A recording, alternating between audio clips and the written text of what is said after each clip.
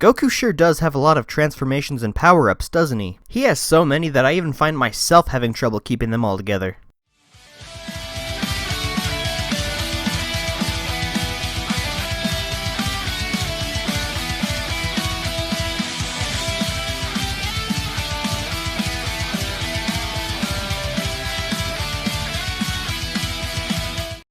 How's it going, everyone? InnovativeJdawg here, and in today's Dragon Ball discussion, I wanted to take some time and highlight some of the transformations and power-ups of Goku that many Dragon Ball fans either don't know or simply don't remember. I'm sure some of you probably remember most of, if not all of the following entries on this list, but make sure to stick around and travel down memory lane with me. It's been quite a while since we've seen some of these, so it should be a fun time revisiting those lost to time. Also, despite what the thumbnail says, I will be including power-ups in this list as well, not just transformations. So with that being said, let's hop right into this list.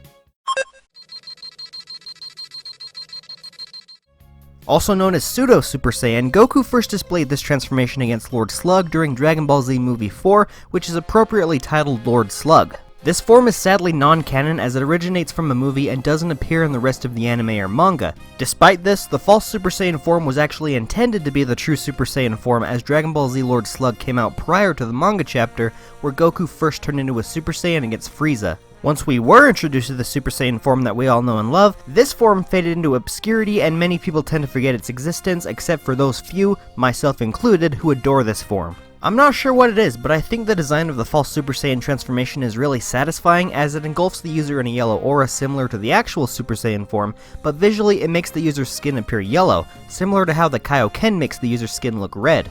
The hair spikes up towards the sky but doesn't change color, instead the yellow aura makes Goku's hair appear as a reddish brown, and I think the combination with the yellow looking skin makes for a really cool design. We don't really get to see this form for long as Goku only activates it at near defeat and it quickly disappears once he gains the upper hand on Lord Slug, but I would love for this non-canon form to be brought back into the limelight eventually. Remember back during the Goku Black Saga when future Trunks somehow formed his own Spirit Bomb, using its power to completely overpower Merge Zamasu and slice him in half? Pretty cool moment, right? Well, some of you may be surprised to hear that Trunks actually wasn't the first Saiyan to pull this power-up off. In fact, Goku accomplished this years prior in Dragon Ball Z Super Android 13. Now, while the Spirit Bomb Super Saiyan isn't strictly a transformation, it is technically a powered-up version of a Super Saiyan state, similar to how Goku's capable of utilizing Kaioken with Super Saiyan Blue. For the longest time, I always thought Goku absorbing the Spirit Bomb into his body was the coolest thing as it made him come across as a godlike warrior who nothing could touch. Heck, Super Android 13 started falling apart just by attempting to attack Goku in this state. At the time, reaching godlike status was something unprecedented, and just because it was such a risky power-up to pull off, we didn't see Goku reach this level of strength for quite some time, and we never even saw him try to pull it off again after this movie. But not only was it a really outstanding way to end the battle against Super Android 13, it also made for a really cool finisher back in the Budokai games. I loved when Goku would absorb the Spirit Bomb into his body to finish off an opponent, as you could technically pull it off with the remainder of Goku's forms, such as Super Saiyan 3 and Super Saiyan 4. Despite Vegeta flaunting off the Ascended Super Saiyan transformation, also known as Super Saiyan 2nd grade, during his fight against Semi-Perfect Cell, the Saiyan Prince wasn't the only warrior capable of ascending beyond the power of a regular Super Saiyan, even if he was the one most seen using it. Not only is future Trunks capable of using this transformation, but we also see Goku briefly use it within the Hyperbolic Time Chamber during his training session with Gohan. Hoping to surpass the power of the basic Super Saiyan transformation, Goku stumbled upon this form relatively quickly, but realized how much ki was spent trying to maintain the transformation. Thus, he kept working trying to ascend beyond the limitations of the Ascended Super Saiyan form, and never touched it once he stepped outside of the Hyperbolic Time Chamber, which is why many people often tend to forget he even achieved this state in the first place.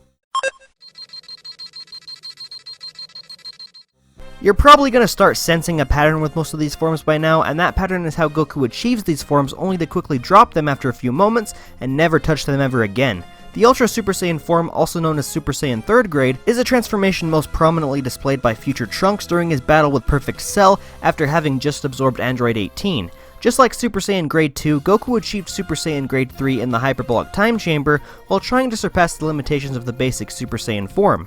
The characteristics of the Ultra Super Saiyan form are even more intense than the Ascended Super Saiyan form, as the power increases tremendously, muscle mass increasing with it. With even more ki being drained in order to maintain the form and the fact that Goku's speed and agility were reduced heavily, Goku came to the conclusion that both Grade 2 and Grade 3 weren't effective if he couldn't even touch his opponents. With these findings, Goku decided to master the basic Super Saiyan form rather than surpass it, and thus exited the time chamber as a full power Super Saiyan, aka Super Saiyan Grade 4. With the mastery of Super Saiyan, the graded forms of Super Saiyan were never touched and never seen again, leaving them as dead as Cell after the Cell games. Now here's a unique entry on this list, as Super Saiyan power is not actually a transformation, but is instead a power-up. Super Saiyan power isn't even meant to exist, as it was a simple animation mistake in episode 195 of the Dragon Ball Z anime. We first see Goku utilize Super Saiyan power when facing off against the Ginyu Force in Hell, and as the name suggests, it's Goku utilizing the power of the Super Saiyan form without physically needing to transform. With his hair spiking up towards the sky and his aura turning into a golden color, the audience who saw this episode when it first aired must have been pretty confused to see Goku's hair still stay in its base black color, despite standing on end like the regular Super Saiyan form. The reason for this was just a simple production error. Goku was originally supposed to transform into a Super Saiyan to fight the Ginyu Force, but the team behind the episode wanted Goku to keep his Super Saiyan transformation a secret for when he actually fought Pikkon in the Otherworld tournament. So they simply changed his hair color from golden to black, and bada boom, they accidentally made Super Saiyan power. The funny thing is though, Super Saiyan power wasn't just a one and done power up like it should have been. It actually reappeared in Dragon Ball GT, so that makes me think the idea of Goku utilizing the power of the Super Saiyan without transforming was an idea that Toei took fondly to. I would honestly love to see this idea be brought back and utilized in a multitude of different ways. Making its debut in episode 199 of the Dragon Ball Z anime, the Super Kaioken is my personal favorite power-up of all time. Heck, I like it more than most transformations. Despite my love for it so much, the Super Kaioken is relegated to a filler-only power-up, and much like the false Super Saiyan, is non-canon. Of course, we've seen a variation of the Super Kaioken be revived through Super Saiyan Blue Kaioken, but despite how popular that godly rendition is, the Super Kaioken is often overshadowed by it and has been forgotten by many. Sadly, the Super Kaioken was only utilized once for a few seconds by Goku during his match against Pikkon in the Otherworld tournament, and we haven't seen or heard anything about it since. The reason for this being that the emotional turmoil of the Super Saiyan form was simply not compatible with the straining limits of the Kaioken, which is why we've seen Goku only use this when he was dead. His living body would not be able to handle the ramifications of combining both the Super Saiyan form and the Kaioken technique, as the combination would simply be too devastating on his body. I think the design of the Super Kaioken is really sleek, and I honestly would have loved it if it were made canon, despite how near impossible it is to pull off. I would have loved seeing Goku canonically understand the ramifications of combining Super Saiyan with Kaioken, developing his tactic of using it against Hit to show the audience of how much Goku was putting on the line. Honestly though, Goku has progressed so much as a character since this point that I think there's a future discussion with hidden potential about this topic. Now don't get me wrong, Saiyan Beyond God, which has been also referred to as Godlike Saiyan, is one of those form/power-ups that may be a bit more recognizable to a few of you just because of how newer it is in comparison to the forms that I previously mentioned. I still thought it would be appropriate to mention it simply because of how we haven't really seen it outside of the Fukatsu no F saga, or at least most people don't remember it fondly enough to point it out. For those that don't know, Saiyan Beyond God is a state that can be accessed by Saiyans with God Ki, where they utilize the power of the Super Saiyan God form without actually needing to transform. This function is similar to Super Saiyan power. Of course, the rules of Saiyan Beyond God and what it actually is still somewhat of a mystery simply because it wasn't developed or displayed nearly as much as it could have been, especially since Super Saiyan Blue, at the time named Super Saiyan God Super Saiyan, completely overshadowed its presence. Plus, considering that Goku and Vegeta began to utilize Super Saiyan God after Fukatsu no F, Saiyan Beyond God sort of faded into obscurity, and we don't really see anyone use it aside from Goku Black prior to transforming into a Super Saiyan Rosé. Plus, many people often confuse this state as base form because they have the same appearance aside from the different colors and aura. So the idea of this form/power-up was pretty cool, but it kinda got pushed back into the corner when people wanted to see more of Super Saiyan God again. Earlier I mentioned how Full Power Super Saiyan was the mastered variation of the basic Super Saiyan form, so apply that knowledge to Completed Super Saiyan Blue, who some people may refer to as Perfected Super Saiyan Blue. Completed SSJB is the mastered variation of Super Saiyan Blue, and many people may not recognize it as it's a manga exclusive transformation, at least at this point in time.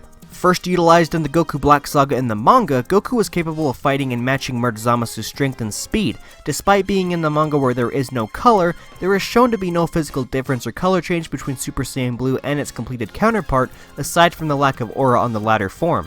You see, I'm not really going to explain it too much because there are people who can explain it better than me, but the anime version of Super Saiyan Blue was very different from its manga counterpart, as the anime form was relatively calm with pure ki control, yet the manga variation of the form was very loose, and ki would constantly leak out of the user's body, making the form unstable. Completed Super Saiyan Blue fixed the problem, allowing Goku and later Vegeta to harness the full use of their godlike ki in this transformed state.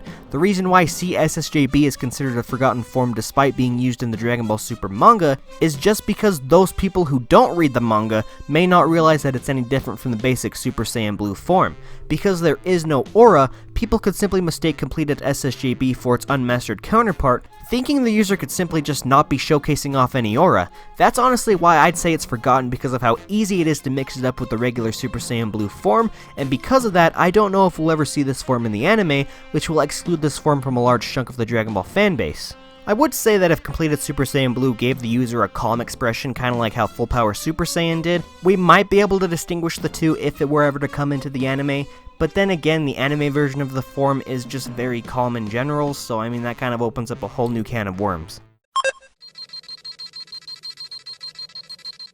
The newest form on this list is actually a form that came straight out of Super Dragon Ball Heroes, a property where anything could happen. Dragon Ball Heroes is the epitome of fan service, and due to how many forms characters have been able to display in this series, it hasn't been taken seriously by many hardcore Dragon Ball fans. For this list though, I'm going to include a Dragon Ball Heroes form, because why not, it's still Dragon Ball, isn't it? First displayed in episode 2 of the Super Dragon Ball Heroes promotional anime, Goku achieves a never before seen form known as Super Saiyan Berserk. Goku, no, not that Berserk Saiyan form. This form is actually a corrupted variation of Super Saiyan 2. Giving Goku an orange and black aura with black electricity sparking around his body, as well as darkening his skin tone, Goku achieved this state when corrupted by Cumber's evil ki, and as the name suggests, he went berserk on his allies, forcing Cooler to step in and knock him out with his golden form. After being knocked out of this state, we never see Goku in this form again, and I honestly think that's a shame. The design for this form is rather cool, and considering that Dragon Ball Heroes can make anything happen, I would love if this form were explored and explained a tiny bit more.